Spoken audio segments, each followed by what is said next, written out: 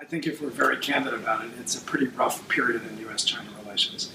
And that is in part because the two sides have clashing security concepts at this point in time. So I think the first thing is to stabilize the relationship by getting some of the tougher strategic issues out on the table and having a pretty robust exchange. One of those, obviously, is the South China Sea. The second, frankly, is cybersecurity, which has the potential to ride the entire relationship, I think, not completely off the rails, but really to derail it in some serious ways. What's in the news there is the government-to-government allegations of spying. But the reality is that corporate America, which has lent a lot of ballast to the U.S.-China relationship, increasingly sees China as a real key part of the cybersecurity challenge. And so that threatens to remove business as part of that ballast. And so that's particularly dangerous for the relationship. Beyond that, I think the challenge is really to build a concrete record of cooperation and to expand on that. And that means finding some vehicles. The most important of those, in my view, which would thicken the economic interaction and thus mitigate some of the security competition, would be to move forward the idea of a bilateral investment treaty between the United States and China. China needs it because it's an external source of pressure for domestic reform. The U.S. is looking for more sectoral opening and changes in competition policy in China.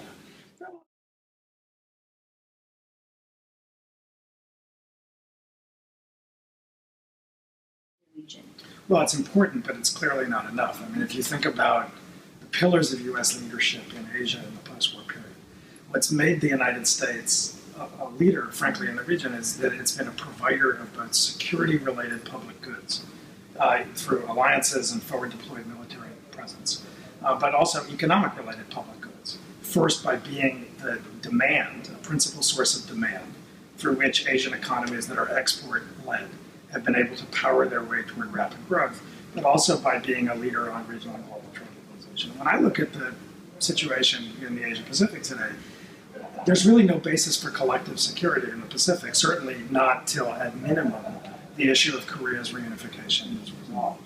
And so that being the case, the United States is, and as far as the eye can see, will continue to be an important provider of security-related public goods. So I think the danger is that the U.S. just ends up as a security provider in the region. And what that means is, TPP needs to get done, but TPP can't just be the only answer to that question. Beyond TPP, the United States really needs a robust economic statecraft in the region that includes everything from bilateral investment treaties with China and India to sectoral agreements and things like services, public-private infrastructure partnerships, to compensate, but also to really thrust the United States front and center back into the economic diplomacy.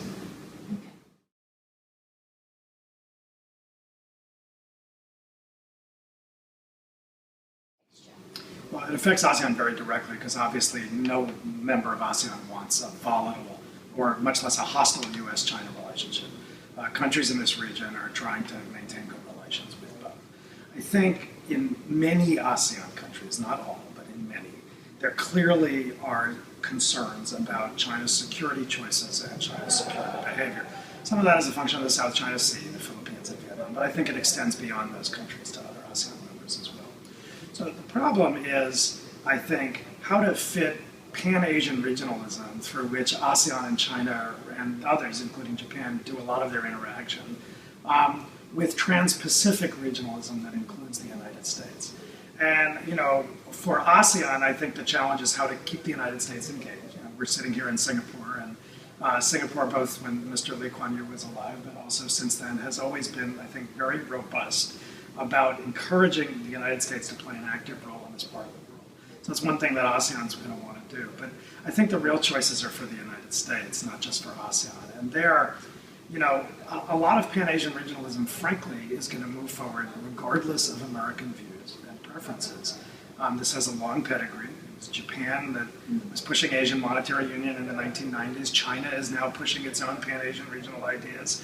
Prime Minister Mahathir of Malaysia used to push Pan-Asian regionalism.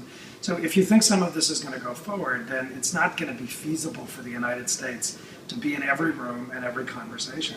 So the United States, working with partners in ASEAN and others, allies like Japan, has to figure out what it's got to have and what's nice to have. Where is it essential that the United States be in the room? And where can the U.S. support some Asian institutions in the way that it supports European institutions?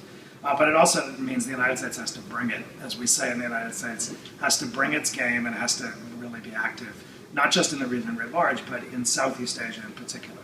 There's a lot that the United States and ASEAN, but particularly ASEAN countries individually, can do. So the United States needs to have a robust Southeast Asia strategy, not just an ASEAN strategy, and an activist agenda.